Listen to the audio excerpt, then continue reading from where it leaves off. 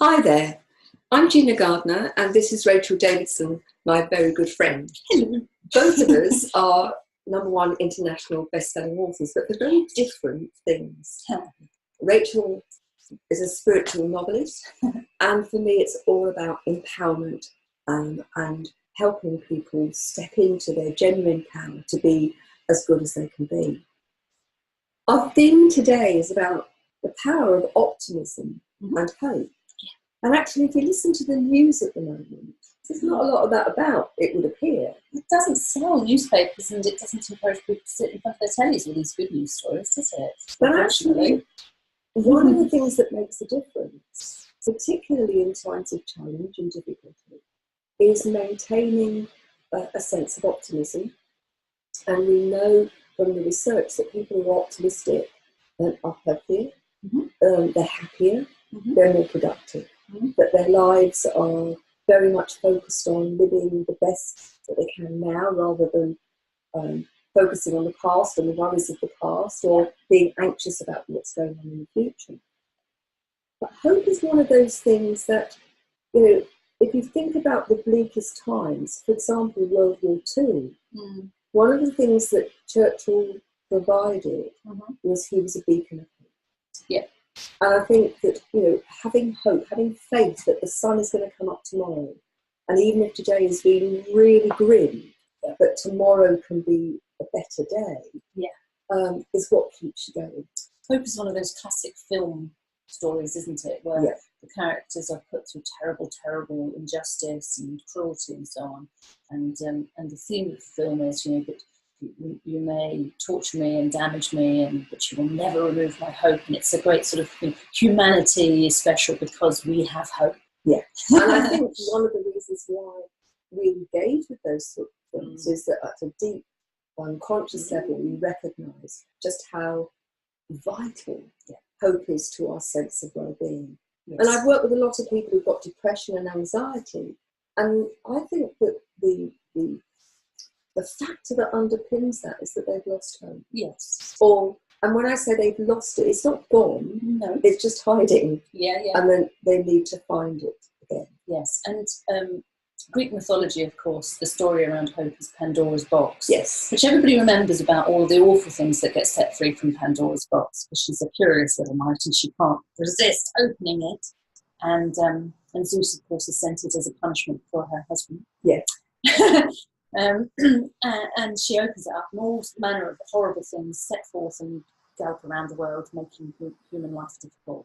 And then she's discovered, having opened the box, and so she slams it shut quickly, thinking, oh, am I going to get caught? But of course, what gets left behind in the box is hope. And for me, the box represents our thinking. Yes. That if we contain our thinking, we close the door on possibilities. Yeah. And I'd like to share a couple of quotes with the people who are following us today. The power of optimism and hope. Hope is the gateway to new possibilities. You can't think your way out of a problem that you've made up with your own thinking. No. Now, so many of us, and I'm sure we all do it at times, we have a perspective on things which is negative, which puts us in victim mode. Yes. And once we're in victim mode, there is no hope, and we are dependent on other people to dig us out of that hole. Yes. Whose quote was that? That's from Michael Neill. Michael Neill, okay. Okay. So you can't think your way out of a problem that you've made up with your own thinking. And my book talks about mindfulness and the need to be conscious about the way in which we think. The quality of our thinking determines the quality of our lives. The second quote is just from Roy T. Bennett, from his book The Light in the Heart. Says, surround yourself with people who believe in your dreams, encourage your ideas, and support your ambitions, and bring out the best in you. And that's why I created the Genuinely You group and the Thrive Together Club. Yeah. It's about surrounding yourself by things which are positive. Yeah. And I don't think we've ever needed it more, because if you listen to the media and the half news and the conjecture and so on, it generates fear. And I think we live in a society where fear is the overwhelming emotion. And cynicism, actually. I mean, I know that Michael Neill talks, when he's blogged on the subject of hope quite a bit, I think. One of his blogs starts off with the fact that he's doing this presentation and a woman stands up and is very irate and points at him and says, "The trouble with you, Michael, is that you give people hope." And he says, "Yay!" But she's really angry about it. And you do find that, don't you, that people are can be very cynical about having hope. I think they mix up hope with having false expectations and having an attachment. Or blind faith. That gets thrown at you sometimes. You can talk about, well, I'm hopeful, and and well, why are you hopeful? But because I have faith. Oh, blind faith. It's this sort of sense of. But there's a difference between being blind, isn't there, and being open. And being open to the fact I don't know all the answers at this moment. Yeah. I'm curious about where it goes. Yes. And that's the difference. And that is the mindset, because in order to have hope, you have to, in my opinion, you have to be open and curious and willing to accept and sit within the knowledge that you do not know everything, and you do not know if your hope is blind or useless. It is an act of faith to have hope. But in that, the way hope, the emotion of hope, works within our physiological system is so important. Yes. Because hope is uplifting, it's energizing, it supports good health, both physical and mental. Yes. And one of the things that really concerns me is the level of mental ill health that we see. The number of young people, for example, on antidepressants. Mm-hmm. I've said before, over 50% of the prescriptions in the UK at the moment are for antidepressants. Yeah. Something has to be wrong. Yeah. And I actually believe that developing the muscle of hope, because I think it is something that you need to practice. Yeah, you have to remember that it's hiding in a dark box. It's got shut away. It's not allowed to run around the world rampant. No. And therefore you have to, in my opinion, work hard to, as you say, develop the muscle, develop the mindset and the discipline to find hope. And I think it's interesting the language that you use, which is talking about working hard, because I think in that working hard, it's about being childlike. Yes. It's about noticing, having awe and wonder in your life, having playfulness and lightness. Yes. But for many of us, myself included, that's actually tough. I'm used to the grind. I can get on with that. Yep. But the actual being playful, being light, is something that I have to be conscious about doing. Yes, I mean, I think hope, together with the word love, I think they're both active verbs. I think you're right. They're not a passive thing that is just that you can just think is there and assume that it's going to be there for you. You have to encourage it and support it and take action that it requires to ensure that it's there. Yeah. Sometimes that action is sitting in silence. Yes. Giving yourself space. Yes. What I like to do in the rest of this program is to talk about different strategies that one can use to help engender, maintain, develop hope and optimism. Turn yourself into a really fit hope athlete. Absolutely. Now, as we go through them, some will resonate. All right. Some you'll think, yeah, that's for me. And others, they will think, well, I'm not sure about that. But what I would ask anybody who's watching this to do is to be open and to give some of these a try. And to start with, they may feel clunky and clumsy, but ultimately, like anything, like a new shoe when you put it on, it's a bit tight. It doesn't quite mould into your foot. I think this is the same for optimism and hope, and this is around you finding what works for you. Yeah, especially, I hesitate to say, by nature, we're not very optimistic, but, there are people who have a greater propensity to I see the think glass half empty. we are wired in many ways. Yes. Well, I'm not sure. My challenge in terms of my thinking is, are we wired that way? Yeah. Or is it environmental and upbringing that does it? But there is no doubt that there are some people who are naturally, their natural place that they settle to is either optimistic or pessimistic. But I do believe if you are pessimistic, you can train yourself to be optimistic. Yes. And if you are optimistic, you can train yourself to use that optimism in a very productive and positive way. Yes. Not just blind optimism, but focused, enlightened optimism. Yes. Yeah. So I'm going to start my list. Remember, there is no the priority of the order is it's in no particular order. But I think each of these are important. And if you start to incorporate even a few of these into your life, more than you do already, then your quality of life will shift, definitely. So, the first one, it sounds really simplistic. Think more positive thoughts. Yeah. Now, if somebody will say to me, well, yeah, that's a load of rubbish. I've got negative thoughts coming into my mind. There's one like that. The way to deal with it is when you have a negative thought, to be conscious of that negative thought, to think mindfully, and then say to yourself, well, that's negative. Now can I actually flip this? What would be the positive equivalent? Yes. So I was talking to somebody yesterday who was talking about that she found it hard to be positive, that she was negative. And my suggestion was that you flip the tense. In the past, I found it difficult to be positive, but I'm working on it. Yes. And what I'm aiming for is to be much more positive. And that acknowledges the challenge, but at the same time, your brain starts to think, oh, she wants to be more positive. And just like an old-fashioned record that gets stuck, the needle gets stuck in the grooves, this is very much that pattern of thinking. 95% of our thinking is habitual. Thoughts are things. Breaking that thought pattern. And you have to do that initially consciously. This might feel a bit clumsy. Yeah, and it takes the same amount of burning of calories and the same amount of effort to think of a negative thing as it does to think of a positive thing.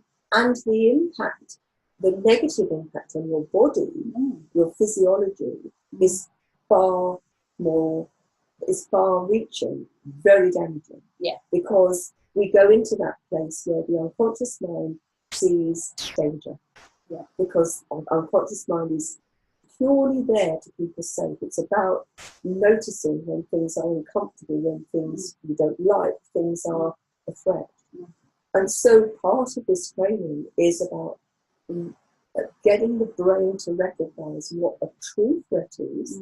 And when that's the case, it needs to take over. So if there's a fire and you need to get out, or you're being chased by a wild animal, then your unconscious mind and your need for survival have to take precedence. But that's a tiny percentage of our daily lives, isn't it? And a lot of people go through their lives without any real the perceived threat is as great, and the impact may be even greater than a real threat. I mean, I'm going to mangle the quote, and I think it's attributed to Mr. Ford, where he said, if you think you can't, then you're right. If you think you might be able to, then you might be able to. I've mangled the quote. But the point is that if you think a negative thought and define yourself as being unable to fill in the gap, the door's closed. You're right. Yeah. Self-fulfilling It's definitely not going to prophecy. happen because you've said, I can't do it, and you want to do it. Whereas you say, I might be able to do that. The possibilities are there. So, number 2, laugh more. Laughing releases endorphins, serotonin, dopamine. They're the feel-good factors. Exercise and laughter are the 2 antidotes to feeling low, feeling depressed. And I believe that we take ourselves and life too seriously. Now, of course, life is there is a serious side to life. But actually, if you approach it with curiosity and humour and playfulness, you get as much done. In fact, you get more done. Yes. And you have a better quality of life in the end. Yes. So look for opportunities to laugh. Just one caveat: this is not laughing at others. No. It's not laughter based on making somebody else, slip on a banana or feel uncomfortable. No. It is about laughing just for the pure joy of it. And there are workshops where you can go and people are told to ho, ho, ho. It's laughter yoga, isn't it? And then suddenly that very false ho, ho, ho becomes a chuckle, becomes a laugh. Yeah. I'd ask you, when was the last time you had a really good belly laugh where, your eyes were tearing up and that you just let go? Look for opportunities to do that. I love nothing better than going and watching comedians who stand up, which I have a great deal of respect for, because I think it's one of the toughest jobs in the world, and they have my deepest respect for being so brave. But there's nothing better than sitting and just being told jokes one after the other, and coming out with finding your a comedian that just tickles your funny bone. Yeah. Because there'll be some that leave you stone cold. Yeah. It's like wine. Number 3 is have someone in your life who can offer a positive perspective. Negativity is contagious, the Ebola of the emotional world. Having somebody who can offer you a different and a more positive perspective is really important. That's why we set up the Genuinely You group. And if you're listening to this and you're not a member, then come and join us. And it's also the very core of the Thrive Together Club. Yes. Is having the opportunity to have somebody look at your situation and say, do you know what? There's something positive that can come out of that. Yeah. The next one for me is focus on solutions. If you focus on the problem, and we often, ask ourselves the question, what's the problem? How long have I had it? Whose fault is it? Oh, what am I going to do about it? Rather than, okay, what's the solution that I'd like to achieve? What experience can I draw upon that will help me? Who are the experts that I can go to who might be able to help me? And what's my first step going to be? There's a very different energy to those two approaches. Yes. And I would say if you're a manager or a leader, create a situation where you develop your team to be solution finders, not problem dumpers. The people who come and say, there's a problem, and here you are, rather than, there's a problem, I think this might be the solution. I was trained very early on in my career to not go into my boss's office carrying a monkey, expecting him to take it off me. That was his phrase, I don't want your monkey. And I learned very quickly that what I had to do was go in and say, hey, I've got a monkey, describe it, so he had a little bit of a sense of urgency or whatever. And very quickly say, but I've got some ideas for how I might help the monkey, A, B, C. And then, of course, I would get the guidance that I needed. And it may be that the solution was not A, B, or C, but what you have demonstrated is that you are mindfully on the path of solution rather than on problem dumping. Yeah, because there's nothing worse, actually, than having to sit with somebody in 8 hours a day who just does all of the moaning about the problems and how rubbish it is and how this and the other, and then they never once try to say, but hey, we could do something about that, The trouble is, it becomes this circular conversation that goes nowhere. We were talking about carousels earlier. Yeah. And it's a bit like being on an old-fashioned carousel. Yeah. And there are people who get quite a buzz out of moaning because it makes them feel important. And if you are a manager or if you're, a parent, get into the habit of asking your kids, what is the solution? And your staff, in many ways, act like your children. It's helping them be the professional grown-up. Yeah.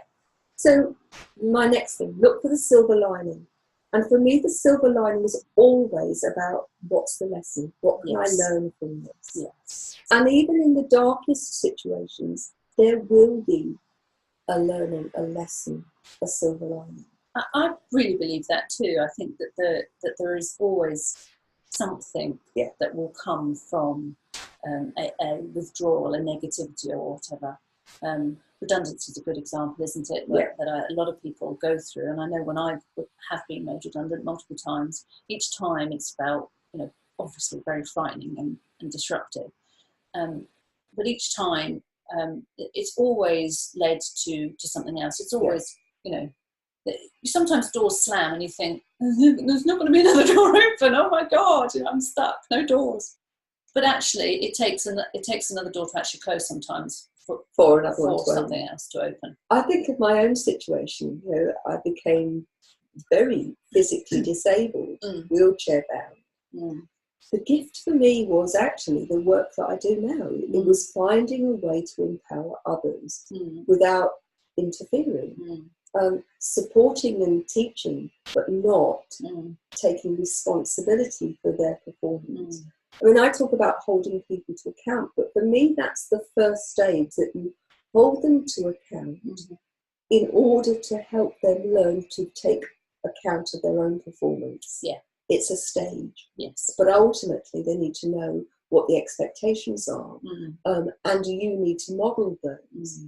But that's all come out of my disability. One might argue that was pretty bleak, and there were days when it was. Yes. But the silver lining, the learning was there. Yeah. Next one is view setbacks as temporary. Yeah. Because when things are going wrong, it's very easy to think, oh God, it's going to stay like that for the rest of my life. Yeah. But I work on the basis that if I'm having a bad day, and we all have those sometimes, the sun will come up tomorrow and I'll have a better day. Or if I'm having a bad moment, that actually by focusing on what I can do, it doesn't have to be a whole day. No. Nothing in this world is permanent. No. Everything is constantly shifting and moving. And that's also true about your life. And the more you focus on holding on to, this is how it's going to be, there's no alternative, the longer it will stay. So view setbacks as temporary. There's a great experiment, and I don't know enough about the name of it. It's a great experiment that proves that everything is temporary. And that is, it's the longest running experiment in history, where they've taken a substance, and it's like tar, but it's solid, but they've held it above above a space, so gravity is acting upon it. And over time, this solid matter is actually dripping. Okay? It's kind of like quantum physics' way of proving that even the things that you perceive to be solid in the universe, it's just time that defines whether it's actually solid to your perception. It's about perception, absolutely. The reality of what it is, which is fluid. I mean, we know now, don't we, that every physical thing in the world is actually moving. There's energy moving within it. Yes. And we get a sense, this settee is solid, but actually within the molecules, they're not. No. And I think recognising that, our life is temporary, we might as well make the most of it, that a hardship is temporary unless we choose otherwise. Yes. So, my next suggestion is that you limit the time you spend watching or listening to the news. You know how I get on my soapbox about this one, Gina. I do. For me, I think there's a fine line. I watch the news in order to keep abreast, so I can have relatively intelligent conversations when I meet people about current affairs. However, the more time you spend watching the news, and most of it's not real news, they're reporting what they think might happen, or it's their opinion, the more we become overwhelmed by the sense that, how do I do anything? I can't affect a change. I can't do anything about this. Yeah. But ultimately, the only way I can do something is to affect those things which are in my sphere of influence. Yes. And so I would say to you, if it becomes addictive, if you're spending a lot of time listening and watching the news, then it's time to utilise that time to read a book that offers you a positive perspective in life, or go and walk in nature, or just sit in the silence. But don't get embroiled in the negativity, because that's generating fear. Yes. And I really think that, I mean, I live without really noticing any news. I certainly don't sit down and watch any. Welcome, Kate. Thank you very much for joining us. Hi there. So I pick up my news just by osmosis, in the sense that I've got the radio on in the car, and obviously they do news headlines and this and that, and that's about my news extent. And I generally think that it is better for me to be an uninformed person at a party saying, oh really, did that happen, than it is to be a misinformed person because I've sucked up all of the propaganda that the news channels are pushing out there. I mean, the trouble is we do not know for the most part which is fake and which is real. No, and sorry, I'm slightly soapboxy, but all news organisations have big corporations behind them. All big corporations have agendas and sponsors. And I mean, I think America as a market is one that is much more. Because they've got commercial telly across the board, and their television news is known for being right-wing or this and the other. So if you want to only hear a particular perspective on life, then you tune into Fox News, and it reinforces all of those things. All your beliefs and things. Yeah, absolutely. Same for the left-wing, liberal, socialist side of it. And that's what's wrong, because you're not getting the balance. You're hearing somebody's opinion dressed up as fact. Yes. And not a lot of people have the wherewithal to say, is that really true? Yeah. Kate's just said, excuse me, leaning forward, who hasn't got glasses on, I like the concept that emotional problems can be tackled in a practical way. I've never really thought about it that way. And, what I would say to all of you is, be open to the fact that there is a different way. It doesn't mean your way is bad, but actually there may be things which can enhance, which can shift your thinking, and in doing so make things better. Yes. So my next one is live in the moment. Now, we've talked, haven't we, at length in various of our shows around how many people are suffering from depression and anxiety. Now, the research shows that people who are depressed, generally speaking, are focused on the past. Yes. There's nothing you can do about the past. It is what it is.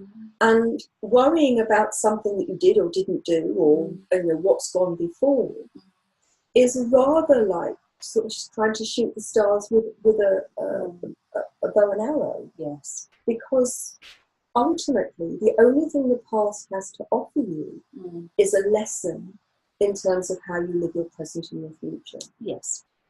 So people with anxiety are anxious about the future, which has never happened yet, and may never happen. No, well, no, and in actual fact, you sort of slightly self-fulfill your anxiety, don't you? You do indeed. What you focus on is where you head towards, and all this sort of. So the only thing that you have is this moment now. Yes. And if you are focusing on the past or the future, you are not in the moment. Yes. And so learning to live in the moment, and we've talked about that, and people can look up strategies for living in the moment. But it is about appreciating this moment in time. And if you are with somebody, being fully present, not half an eye on your phone, but actually really actively engaging and listening and being with that person. Yes. Or being in nature and recognizing what a beautiful tree that is, or the sky looks amazing today. Yes. And so many people are blind, they don't see anything of that. I know, going back to that redundancy, I can remember a moment sitting in my kitchen and just basically scaring myself with lots of stories of disaster and terror and, this is going to happen, and I can remember thinking, hang on a minute. The light still turns on, the electricity is still here, the heating is still on, I have food in my cupboards, I have fresh water in my tap. There is not a tiger in the room threatening to rip my head off. What am I actually frightened about here in the moment? I know there could be lots of things that happen. But in this moment, this time, I'm perfectly safe, perfectly capable. And actually that has worked many times in my life of just going, yes, that story could happen, this could happen, oh, this really positive story could happen too. But in reality, here I am, just here. Yeah. And it's a good technique just to sort of calm yourself down and remember that lots of things can happen in life, but it's not necessarily happening now. And don't don't go create those tigers. I think that's very sound advice. And so leads on to my next one, is that if you are experiencing negative emotions, negative energy, for me, they've always got a lesson. What are they trying to teach me? Because if you don't learn the lesson, then life has a way of slapping you around the face and giving you an even greater hint that you need to learn the lesson. But actually, other people can dump their energy into our energetic space. Oh, yeah. I'm sure people are familiar with the feeling that you meet somebody, some people that you meet, at the end of the meeting, you just feel, oh. Well, family members are really good at that, Oh, aren't they? yes. They know exactly how to get into your energetic space. And we do the same. We're all doing it. So giving yourself permission to say, that's not my energy. I don't want to own it. I'll protect myself from that. And I will send that either back to the other person if it's in their best interest, or to the universe, into the earth. But I'm not going to allow that other energy to invade my space, because otherwise mine can't expand. And welcome to all the people that are joining us. Thank you very much. So Kate says, I'm appreciating having a lion with the dogs around me and not feeling guilty. Oh, well done for you. Now that's we're feeling jealous. Truly living in the moment. There's a lesson to learn from jealousy. There is. Which is maybe to make more opportunity. But ultimately, if you have issues with that sense of negativity, there are lots of strategies for dealing with, and you'll find many of them on the website. They're too detailed to go into now. But releasing negative energy on a regular basis and being clear about what's your energy and what's other people's or other situations, and letting that go is really important. So next one is, let go of the attachment to having a very particular outcome. I'd say that's my biggest challenge. I know what I want to do. It feels important. It's my life's purpose, and I want it to happen. But for me, the attachment is not only around how it's going to end. It's about the timing. It's about it needing to happen now, and being impatient. And I will talk about that in another section, but I think letting go of attachment to the outcome being a very particular shape is important. That's the point about this thing, is you're not trained as a child. You are not trained. The educational system, for instance, and society at large, I suppose, talks to you about how if you have a dream and you work hard enough, then you'll make it, and all these sort of things. And to an extent, there's some truth in that. But there are countless examples of people who have aimed for a very specific outcome, but the universe doesn't intend them for that. Something similar, maybe, something of the essence of it, but not that particular thing. And I think as you grow up and you get a little bit battered by the fact that you've got very particular about that outcome and it didn't happen the way you thought it would, and you feel very disappointed and rejected, or all the negative things that can come with that sort of sense of failure. As you grow up and get a little bit, a bit more muscly about coping, you realise that actually half the things that you're very specific about in your mind, it doesn't really matter if it's that specific versus this specific. It could be something very similar that you haven't even thought of. And when you listen to people who talk about manifesting and creating the ideal life that you want, they all talk about the fact that the act of manifesting is about being clear on why you want, and giving examples of what that might look like, and definitely working. I mean, NLP, for instance, talks about creating a vision, or however your brain's programmed, but making it smell, touch, feel, positive mental attitude, and all of these sort of things around sports psychology and all this. They're all ways of lighting up your brain and talking to the bigger universe about it. But all of them talk about trusting that it'll happen, and letting go of the specific outcomes. And that's a real act of faith. And I think that's where the magic lies. I'm sure you're absolutely right. I'll give you a tiny example. When I was a young teacher, I went for a deputy headship, my first interview for a deputy headship, and I was devastated that I didn't get it. Another job came up, the job at Parklands, where I became the deputy for a year, and a year later became the head. And I discovered when I, as a head, worked with the head of the school in meetings and things, that he was definitely a cup half empty. He was somebody that would not confront the issue. That discipline in the school was bad, performance was bad. And people talked of their frustration because they could never get off the fence. That would have driven me completely up the wall. Instead, I went and had a year with John Hughes, who was a lovely man, and then became the head of a school. If I'd gone for the deputy headship and got it at that first school, Parklands would never have happened. And so would know a huge amount of develop and learning, which is the bedrock of what I do today. Yeah, absolutely. So it's a tough skill to really have, because of course we're wired to be goal. We want it now, and we want to achieve our goals. But there's a great deal of freedom in being able to say, okay, that didn't work out. Hi, Gay. Nice to see you. That's fine. So our next one is appreciate nature and appreciate what you have. And aligned with that is collect gratitudes.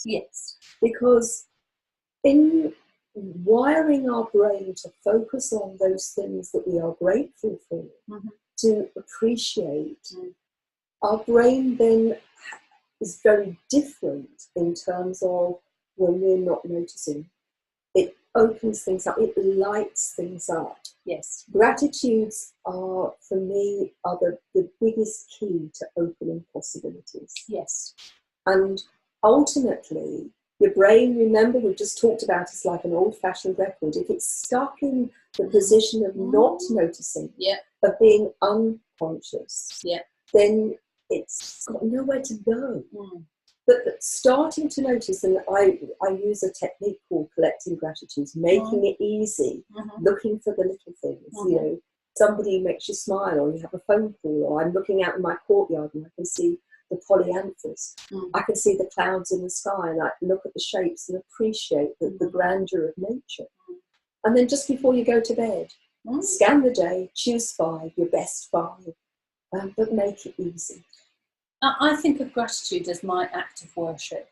That works for me. The word worship can be controversial in some people's minds, obviously, but it is that sense of celebrating the bigger picture, the things that are beyond us, and gratitude. And my trouble with gratitude, and I've set an intention for this year that I'm going to record a regular, meant to be daily gratitude. I am failing on that. That's because life is very busy. But are you thinking gratitude? But you see, the trouble is, when I come to write them down, I think, I've got so many things to be thankful for.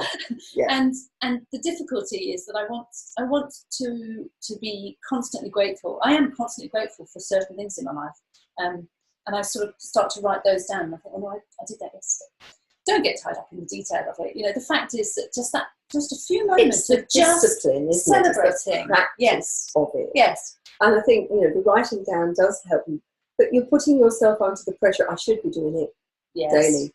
Let go of the should. Do it when it feels right.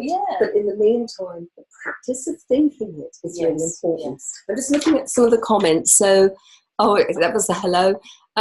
Gay says, really free with the concept of letting go and trusting in manifestation. And I think it is one of those things that, you know, when people listen to the program The Secret, I think it misses a trick, really. It's a very simplistic view. You know, if I think Porsche and I think it hard enough, the Porsche will turn up. That's not what a manifestation and abundance is for me. That's a good example of being focused on a specific outcome. Absolutely. Does it really matter if it's a Porsche? It could just be a fast mode of transport that you're given. Or a bike.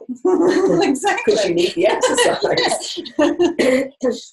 So my next suggestion in terms of developing hope and optimism is to engage in random acts of kindness. They don't have to be big, but they have to be about being thoughtful and doing something for someone else. But the important thing is no expectation of gratitude, no expectation that you'll get anything back in return, other than the sense of positivity that comes from doing something for somebody else. It's funny because this word selfish comes to mind. I've heard somebody say, "Oh, you know, you're only giving to charity because it's not a selfless act. You get something out of it." And they were quite sort of pejorative about the way they were talking to this person. The person came back and said, "Yeah, I mean, yeah, this random act of kindness that I like to do, it is a selfish act because it feeds me. It does, you know." And then, what's wrong with that? You know, why would you get so in my face about me doing something that's kind that oh, you know, maybe nobody will really notice, but I noticed that I did it. I knew I'd done it. It's just an interesting thing. But ultimately, we are all connected. And when we make that connection with someone, we notice that person, we can do something for that person. Yeah. I think it strengthens the connection. Yes. And the connection of ourselves with ourselves. Yes. And our connection with others. Yeah. And in doing so, we increase the level of optimism and our level of hope. We open things up. We let the sun. It's like opening Pandora's box and letting the sun shine in, isn't it? We're going back to our earlier conversation. So my next one is trust that there is a spiritual purpose to who you are, what you're doing. And I think, you know, for a long time, talking spiritual has been seen as woo, pink and fluffy. For me, there's nothing pink and fluffy. We are on a spiritual journey. And that journey is to learn. For me, learning is at the core of everything. And recognising that we are spiritual beings, that we have a purpose in this life, and that what we do either adds to that purpose or detracts from that purpose. I think is really important. Lots of people, I mean, you know, we don't have to throw a stone too far in any of our lives to find friends, acquaintances that are really very negative about. I remember being at one party and somebody mentioned something along the spiritual line, and the husband of the friend I was with was very, very sort of negative about it. And that's not uncommon, is it? Especially in men, actually. They're sort of, oh my God, you know, hippie rubbish, blah, blah, blah. And I felt very sorry for him. Not in a sort of, oh, I'm so much better than you, but I really felt his absence of anything meaningful. But isn't it interesting? If you look at some of the most successful people today, you know, people, the guy who runs Virgin, Richard Branson. You look at the, you know, the chap who runs Apple. You know, Bill Gates. What they have recognised is that the financial, the business side of things is nothing without the spiritual side. And then there's timelines, isn't there?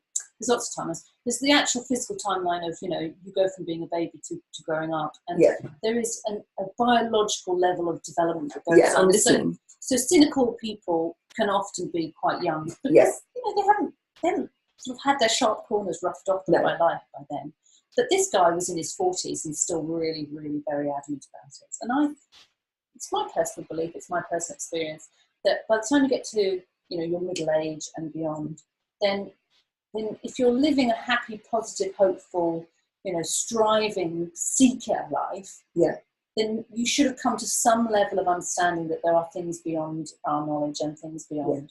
And if you haven't, well, you're just condemned to keep repeating the process. You're going to come back and learn next time and next time. For our listeners, what I would say, this is a new concept to you.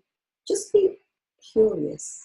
Yes, that's all it Rather takes. than shutting it down by being pejorative, just simply be open to the possibility that, as you say, there are more things. I mean, Shakespeare said it very well. I'm going to marry this quote. There are more things beyond our ken than we can ever dream.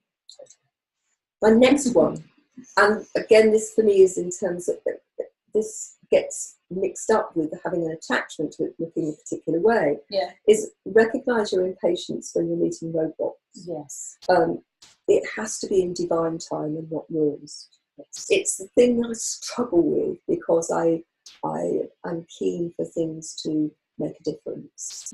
My motive is very sound. I want to help more people. But my impatience, I suspect, gets in the way. And I think for all of those is, you know, just be aware of that. And in that awareness, it gives you the opportunity to do something about it. Yeah, absolutely. I mean, I think there are some things that, some tasks, some action plans that are most definitely within your control. And I think about my writing of my book. It is within my control to sit down and write a number of words every whatever.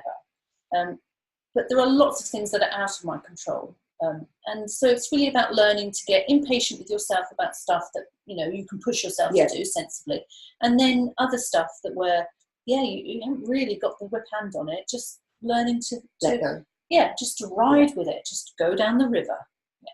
So on to the next one, and we're almost at the end. Expect the best. Yeah. If you expect the best, the chances are you will reach something towards it, at least, the very minimum.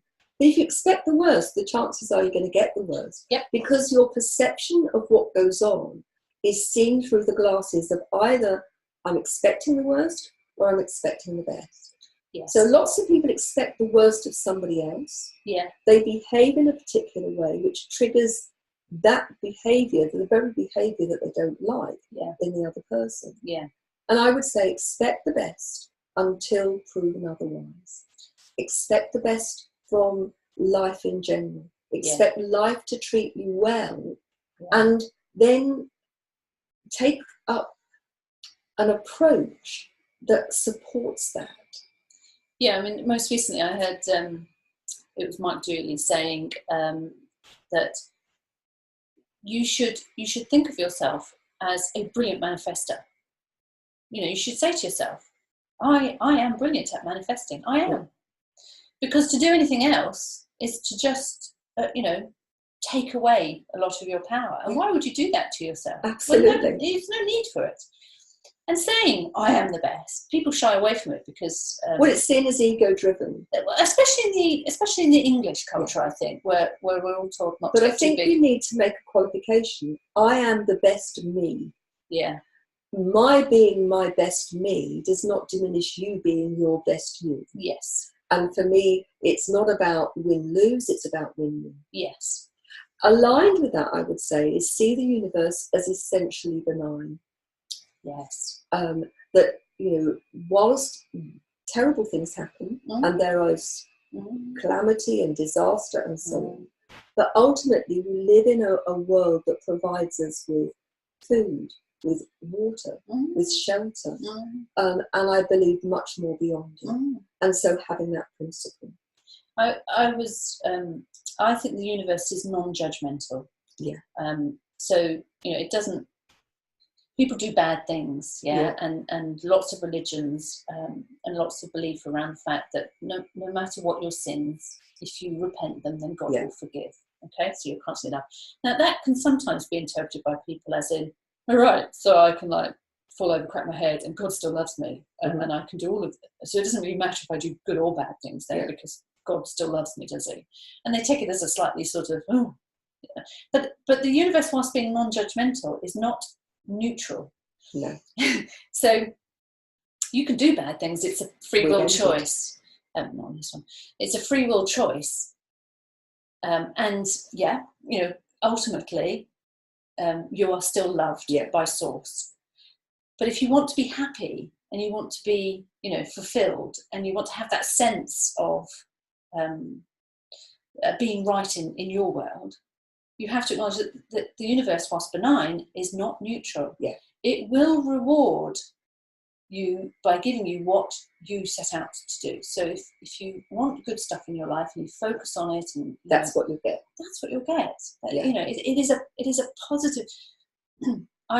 Wayne Dyer sort of talks about his manifestation and the law of abundance, in the sense that the universe cannot do vacuums. It can't do negatives. Even black holes that are talked about as, opposite of matter, dark matter.